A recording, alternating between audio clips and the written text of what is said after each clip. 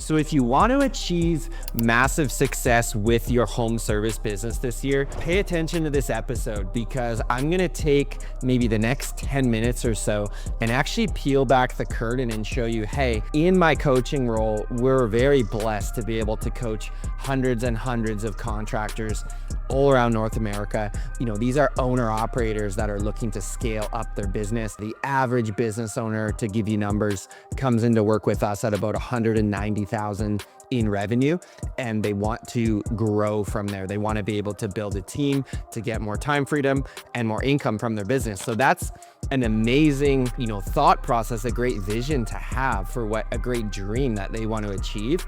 But there's really three big mistakes that I've also seen in my coaching role that if someone asked me, gun to the head and said, hey, what's the three biggest mistakes you consistently see?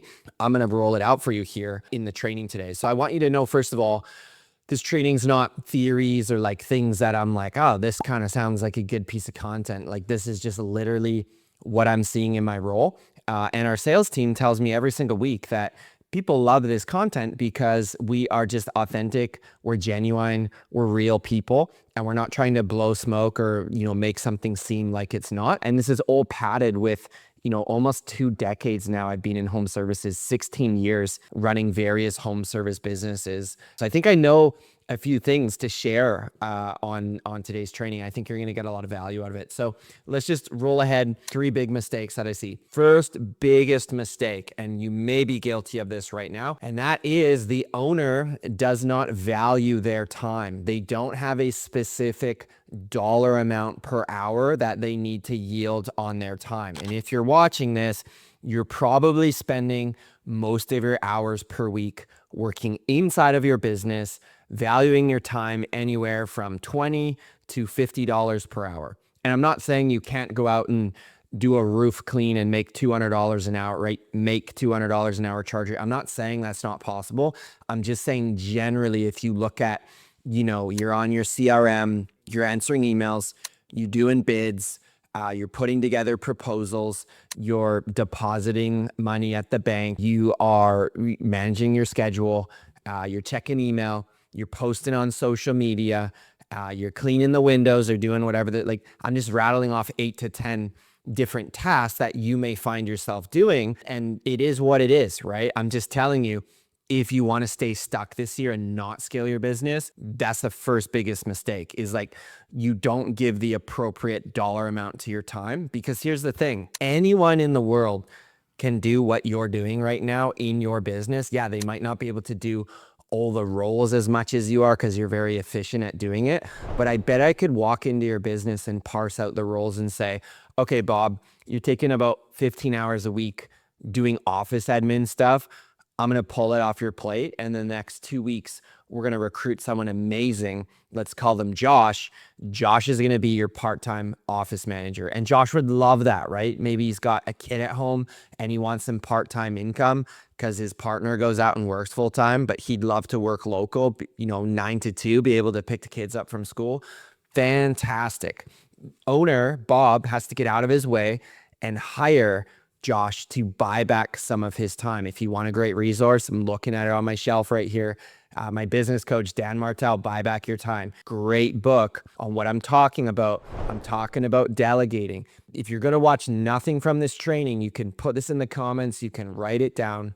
Your entire business today in 2025 can run paying people $20 to $50 per hour. If you take nothing from this video and you value your time at $51 per hour, so you want to make $102,000 in pure profit this year, 51 per hour times your 2,000 hours, that's 40 hours a week for 50 weeks of the year. You're going to delegate everything else. And most owners we work with, they want to first see that lift in their business from about, our average member comes into us at about $190,000 of revenue. We want to grow them to $500,000. How we're going to do that is getting them a part-time office admin, extracting them from the field, and no one can value their time lower than $50 an hour. That's just the threshold of what you can pay great people to run your business. So Bob, if he can get free from the office, He can hire a technician that he can actually trust. We'll talk about that more in a couple minutes. That's the winning recipe to get better at delegating, start valuing his time, and start to inch his way out of the day-to-day of the business, because the field work and the office work is what's going to kill Bob's calendar. And so to get to that $500,000 mark, which I talk about, it's a great place because the owner, they're out of the office, they're out of the field, and they largely find themselves in this kind of 50-50 role, I call it. 50% they're overseeing their office and their crew and taking, problems that come up, or a job was underbid or misscheduled, and dealing with some fires that come up. That's just running a business. But Bob's other 50% of his time is going to be going and doing in-person estimates and actually meeting homeowners, presenting bids, showing the homeowner that he's going to be the best option for the company, and really being that rainmaker of the business. That's kind of like version 1.0 of scaling the business, is getting that $500,000 mark. And that only happens if Bob's actually able to pull himself out of the field and out of the office. So that's the first thing. Avoid this mistake. Learn to value your time and get better at delegating. It's never going to be perfect, okay? Took me 4 hires in my office before I got a rock star to run my office for my cleaning business, okay? Mistake number 2 is hiring incompetent employees. This could be a 4.5-hour training. This is probably our most populated resource inside my coaching program. Is all around the people, because it's a pet peeve of mine that plagues the home services industry, is hiring subpar talent. And of course, we're missing, we're not hiring for core values. First of all, we don't have a strong interview process. We don't call references. We don't interview with a behavioral based interview. We don't have systems. We don't have a position agreement. And so of course, we bring in Josh in this case as a technician. I'm just going to keep using Josh. And Josh is going to work with Bob to scale the business, but he lacks training and lacks all those systems I just mentioned. Of course, Bob's going to be upset that Josh isn't doing the right job, or his ladder dented the gutters, or, he's showing up late, not in a company uniform. All these things upset the owner, and that it is what it is. But the reason is because of failed systems. So that's the second big mistake I would say, is tolerating like less than world-class performance. And that all comes to how Bob really sees his business, and how really the standards that he sets for the people that he accepts in his business are going to be too low. And that's just it's kind of like how it is in home services, right? If we've got a warm body coming to the job site to clean windows, that kind of is what it is. Well, I'm here to tell you, as Layla Hormozi's famously said, the people in your business will make your business either a dream come true, or will make it like a living nightmare. And personally, I've lived both of those. I've had teams in my 16 years of being in business for myself that the team itself just was not very competent, right? It's kind of like a sports team. Every 4 years ago or so, like, go by, and the talent kind of changes over, and then we're in like a rebuilding year, and then you get to that 4th year, you've got all seniors and everyone's great, and then you got to rebuild it again, right? So it will ebb and flow, you'll see, in your time in growing a business. But at the end of the day, it's all about the people and the quality of people in your business. So I would encourage you, of course, you need training, we need checklists, like dial all that stuff in, and you can build all that in the case of like a few weeks, literally. Then it just becomes about your skill set as an owner and pulling people into your world that are competent and you can actually trust. And here's the thing I'll leave you with on this point before we get to the last one. If you want the red hot tip on hiring, this has always served me really well.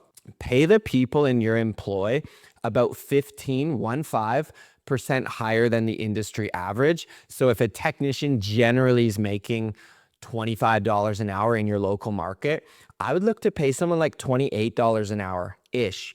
You're going to get better quality talent, and you're just going to get a higher caliber of person. I know there's other benefits to joining a business and culture, but at the end of the day, an A player is going to want to be paid well, and they're going to want to show up, and they're going to want to perform. That's the company that I want to build, because I just don't want to deal with little issues that come up. I want to pay a premium. Like, think of anything, hotels, restaurants, cars, anything you pay a premium for, you can expect the best. And hiring's no different. So if you pay peanuts, you're going to get monkeys. and no one wants monkeys working in their organization. So put a comment here in YouTube if that's resonating with you, or if you made hiring mistakes before, as I have. Hey everyone, little break in the show for you. I want to tell you about our brand new HSBC Accelerator program. And our team is so excited about this because this is a specific program for the smaller businesses not quite ready for our scaling blueprint coaching program. So if right now you own a home service business and your revenue is between $0 and $20,000 per month, the Accelerator program is going to be a great fit for you. And when you come in and join us, we're going to start you in our marketing mastery module. And that is literally an A to Z breakdown of how I generated over 11,000 leads with my very own exterior cleaning company, which has recently been acquired. And so that's where we're going to start. It's going to be all marketing for your business for the first month.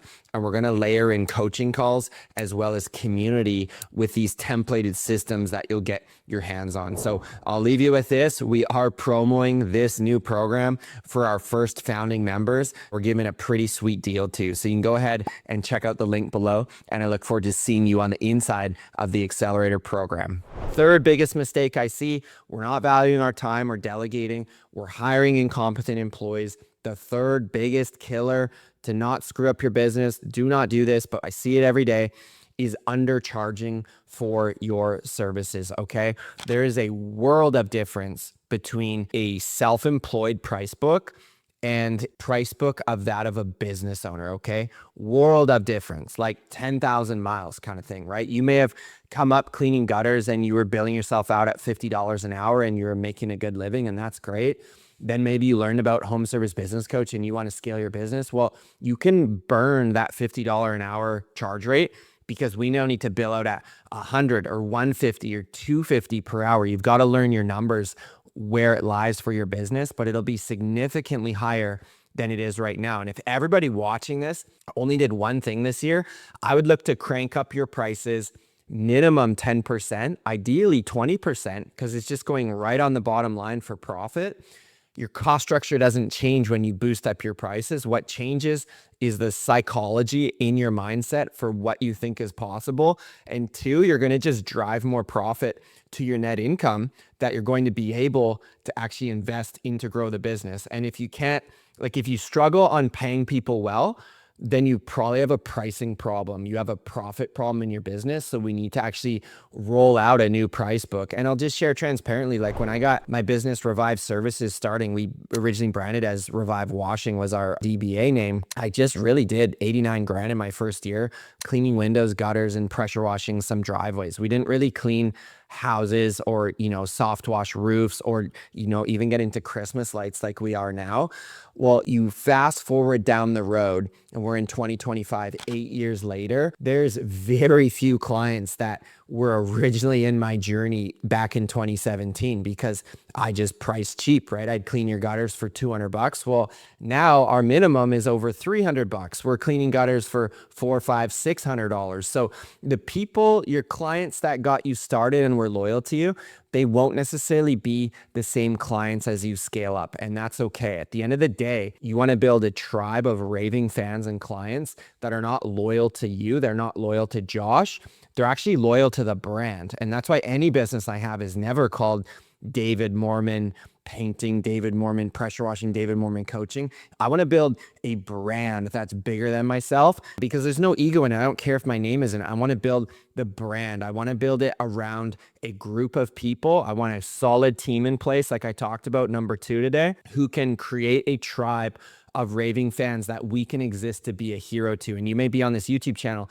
I want to exist to be a hero to you and speak encouragement and inspiration and life into what you're building with your electrical company, with your painting business, whatever it is. I want to show you there's a better path actually to be able to hire a team and scale up a real business, because you're going to get to a point in business, I know I did, where you're making 6 figures of income and your needs are met, or multi 6 figures, whatever you want. You'll have the financial wealth. That's great. But you'll be lacking that time, right? You'll have to grind 50, 60 hours a week. And that's fun while you're young and single. But in my case, it's not super fun anymore. I'd rather hang out with my family. And so I want to take a few years and build a machine that can drive more freedom, time freedom, and also income. And when you have both of those, that's the really the winning recipe for success. So I'll wrap up here. I think a lot of good business coaching is showing you what not to do, because it's pretty easy to see the parallels to go and do the opposite, right? So get better at delegating. That's number one, and valuing your time. Figure out a dollar amount of time